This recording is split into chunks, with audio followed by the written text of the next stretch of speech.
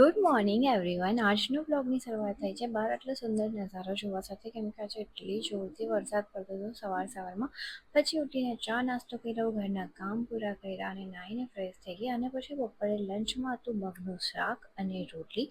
જમીને પછી પાછું બહાર જોયું તો વેધર એકદમ ચેન્જ થઈ ગયું હતું. તો મેં મમ્મીને કીધું કે મશીન જ્યારે થઈ ગયું છે તો કપડાં બહાર નથી નાખવા, નહીં તો ભીનાઈ જશે, વરસાદ આવે જાય એવું થતું હતું. તો મેં અને મમ્મીએ કપડાં અંદર સુકાવ્યા અને સાંજે મેં અને કુકી નીચે વોક પર ચાલ્યા ગયા હતા. ત્યારે એટલું સારું સનસેટ થતું હતું, મતલબ ધૂપ હતી. તો ઉપર આવીને બધા માટે ચા બનાવી, ચા પીધી અને પછી રાતના ડિનરની તૈયારી કરી, જેમાં અમે લોકો બનાવવાના હતા સૂરણ બટાકાનું શાક, મોરિયો કઢી.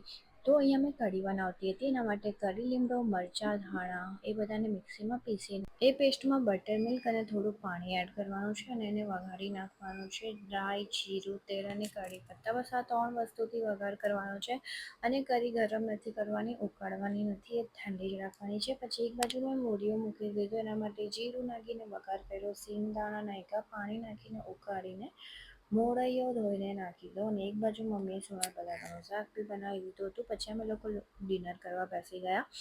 અને મને ખબર નહીં, મોરિયો અને કઢીથી અલગ જ ઓબ્સેશન છે, મને સારું લાગે, કમ્ફર્ટ ફૂડ છે. અને લાસ્ટમાં કેરી ખાઈને આજનો બ્લોગ અહીંયા જ પૂરો કરીએ. બાય.